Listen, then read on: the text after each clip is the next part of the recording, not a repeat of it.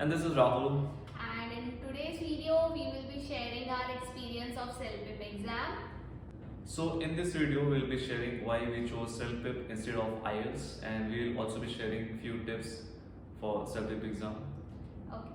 So firstly, हम लोग ने CELPIP क्यों चूज किया, तो पहले ये बताएंगे इन्होंने क्यों चूज किया, क्योंकि इन्होंने पहले IELTS एग्जाम दिया था और ये मेरा फर्स्ट टाइम था, तो मैंने क्यों चूज किया, तो आप बताओ। वैसे तो काफ़ी सिमिलर है, बट मैंने CELPIP इसलिए चूज़ करा क्योंकि उसमें एक तो स्पीकिंग आपके सामने कोई इन्विजिलेटर नहीं होता, तो आपका कॉन्फिडेंस अलग बूस्ट होता है। क्योंकि आप जब भी किसी के सामने फेस टू फेस बोलते हो तो कहीं ना कहीं वो आपका मोरल डाउन हो ही जाता है कि नर्वस हो जाते हो आपकी क्या सामने वाला क्या पूछ। एंड देन राइटिंग में आपको फॉर्मेट पहले से पता रहता है, आप प्रिपेयर करके जा सकते हो।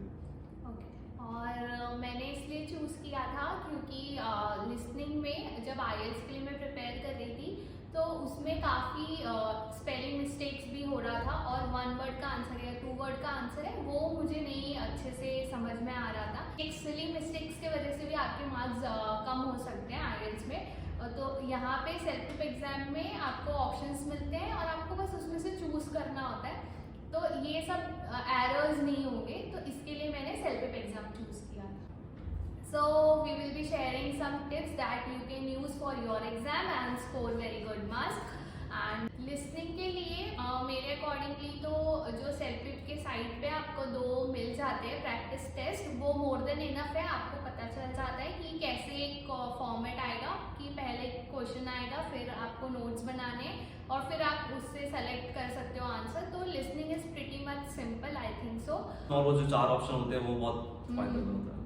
हाँ, तो वो बहुत हेल्पफुल हो जाता है। रीडिंग में भी ऑप्शंस आते हैं, तो that is a good part. But उसमें एक पैराग्राफ आता है जिसमें आपको ABCD ऐसे सेलेक्ट करना होता है कि कौन सा क्वेश्चन कौन से पैराग्राफ में से आया है, तो उसके लिए ये बहुत इंपॉर्टेंट टिप है। पैराफ्रेजिंग का सबसे बड़ा इंपॉर्टेंस है कि आपको पैराफ्रेजिंग करनी आती है, तो उस पर जो भी कीवर्ड दिखे आपको उस पैराग्राफ पे वो उसका पैराफ्रेजिंग करके ABCD जहाँ पे भी नंबर्स दिख रहे हैं आपको वो पैराफ्रेज करके ही आएंगे, कभी सिमिलर वर्ड्स नहीं आएंगे। सबसे बड़ी टिप ये है, हमेशा पैराफ्रेजिंग ही होगी। मतलब अगर आपने फर्स्ट पैराग्राफ रीड किया है तो आप सारे क्वेश्चंस रीड करो और जहाँ पे भी आपको लगता है कि वो फर्स्ट पैराग्राफ के रिलेटेड है वहाँ पे आप A मार्क कर दो। ऐसे आप सब रीड करो और फिर आप क्वेश्चन रीड करो सारे। एक वीडियो वाला सेक्शन आता है जिसपे आपको वीडियो में काफी गौर से देखना पड़ता है कि किसने क्या पहना और कौन, जैसे 3 लोग बैठे होते हैं उधर, कौन मेल है फीमेल सब देख के उसके नाम लिख के and what they are speaking about, individual क्या बोल रहा है, किस बारे में बोल रहा है और उनके थॉट्स क्या हैं। तो बेसिकली आपको उस तरह से बहुत अटेंटिव होना पड़ता है उसमें। हाँ, पहले तो यही आइडेंटिफाई करना है कि कौन उस टॉपिक के सपोर्ट में है और कौन उस टॉपिक के अगेंस्ट में बोल रहा है, क्योंकि ये मोस्टली क्वेश्चंस होते हैं ऐसे। और फिर किसने टाई लगाई है, किसने नहीं लगाई है, किसने कौन से कलर का शर्ट पहना और कितने लोग बैठे हैं, कहाँ बैठे हैं, वो भी आपको अच्छे से देख लेना है। ऐसा नहीं है सिर्फ वो क्या बोल रहे हैं वही सुनना है, ये एनवायरनमेंट क्या है वो भी आपको ध्यान रखना है और उनकी टोन कैसी है वो भी आपको ध्यान रखनी है। स्पीकिंग में इसमें 8 टास्क होते हैं, तो आपको पहले से फॉर्मेट मिल जाएगा इंटरनेट से। जैसे पहला टास्क आता है उसमें you have to give an advice to a friend या फिर कुछ भी हो सकता है, समथिंग रिलेटेड टू एडवाइस।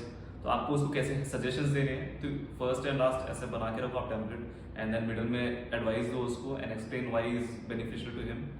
और फिर सेकेंड टास्क आता है आपको पास्ट एक्सपीरियंस के बारे में कुछ पूछा जाता है उसमें, तो इसमें सारे पास्ट टेंस यूज करते हैं आपको, क्योंकि आप एक पास्ट के बारे में बोल रहे हो तो डिड, हैड, सारे इस तरह के वर्ड्स यूज करने हैं आपको उसमें। You have to be very careful with that. And third जो टास्क होता है उसमें you have to see a picture and speak about it. तो उसमें present perfect continuous tense use होता है कि he is doing this, he is doing that. Currently जो वहाँ पे सीन हो रहा है एग्जैक्टली आपको बस देख के बोलना है, विच इज रियली इजी। आपका 1 मिनट यूज हो जाए पता भी नहीं चलेगा, बस आपको चीजें बताती रहनी है। उसमें आपको एडजेक्टिव यूज करने हैं, एडवर्ब्स यूज करने हैं। और फोर्थ टास्क होता है जिसपे पिक्चर में आगे क्या होने वाला है, इसमें वो आपको क्या चेक करते हैं, फ्यूचर टेंस। तो इसमें सारे फ्यूचर टेंस आपको यूज करने हैं, will be doing this, will be doing that, इस तरह के वर्ड्स यूज करने हैं आपको उसमें।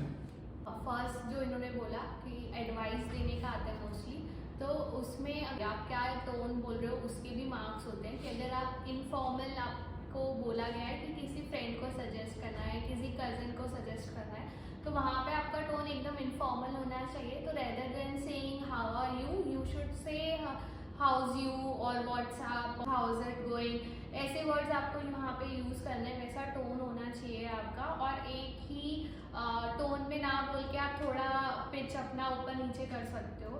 तो वो एक आपको चीज़ ध्यान में रखनी है कि आपके टोन के भी मार्क्स होते हैं।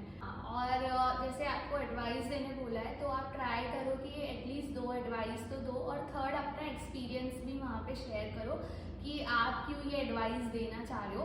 तो चीज़ से आपको आपका टाइम कैसे कंप्लीट हो जाएगा वो पता नहीं चलेगा। और अगर आपके पास फिर भी टाइम है तो 3-4 लाइंस आप पहले से लर्न करके जाओ कि आप कोई भी बोलते वक्त कोई भी क्वेश्चन का आंसर एंड कैसे करोगे, तो वो भी आप पहले से लर्न करके जा सकते हो, ताकि अगर आपके पास टाइम है तो वो लाइंस भी आप वहाँ यूज़ कर सकते हो।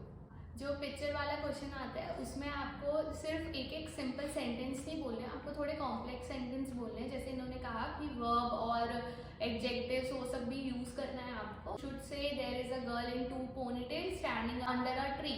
ज़्यादा से ज़्यादा एक्टिविटीज़ मत कवर करो, पर जितना कवर कर रहे हो वो बहुत अच्छे से बताने की कोशिश करो। और ऐसा सिर्फ सिंपल सेंटेंस की जगह आप जैसे towards the foreground, towards the background, ऐसा सब बोलने का प्रैक्टिस करो पहले से।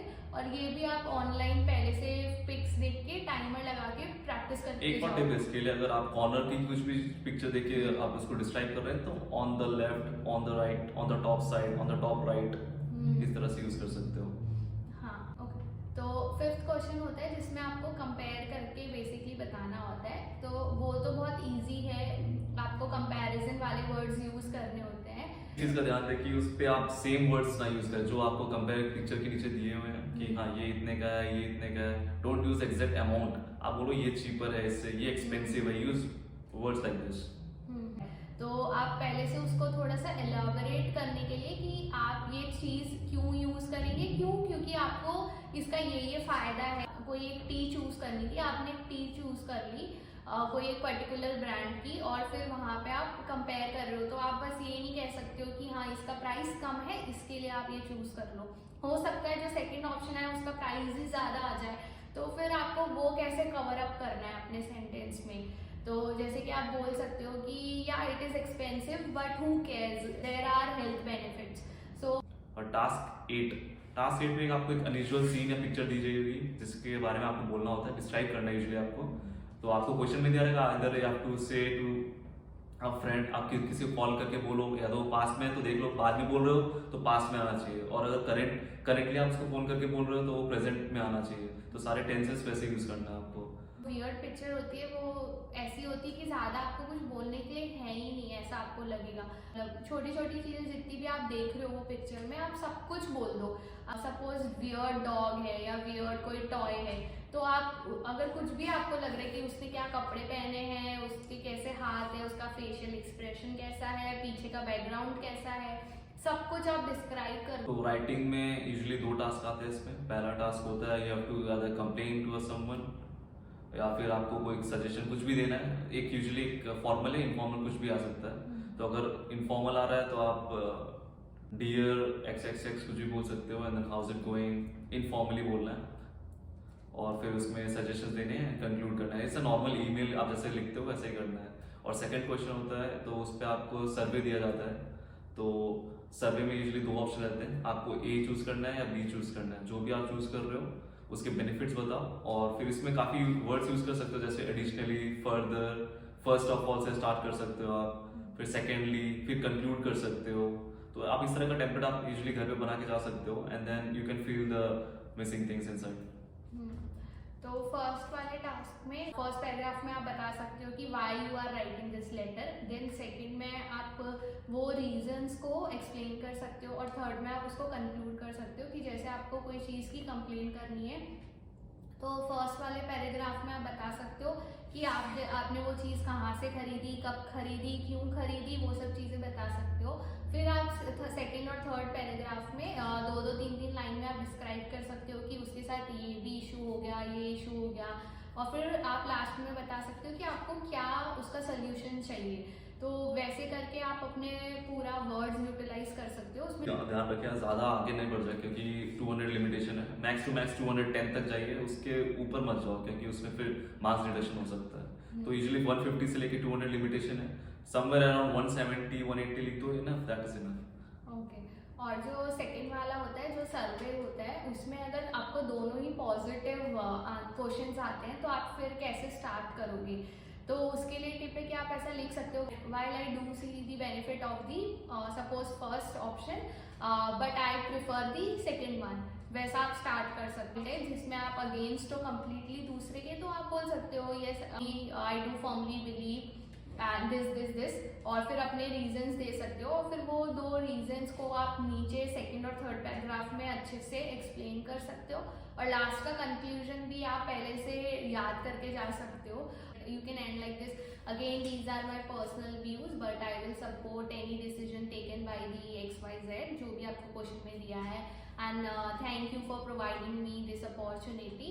आप ऐसा कुछ भी पहले से 3-4 लाइन लर्न करके जाओ और वही चीज़ आप वहाँ लिख सकते हो। तो जैसे ही आपको क्वेश्चन आता है, आप फर्स्ट जो आपको पता है कि आपको यही लिखना है या ऐसे स्टार्ट करना है, तो वो सोचने में आपका टाइम वेस्ट नहीं होगा।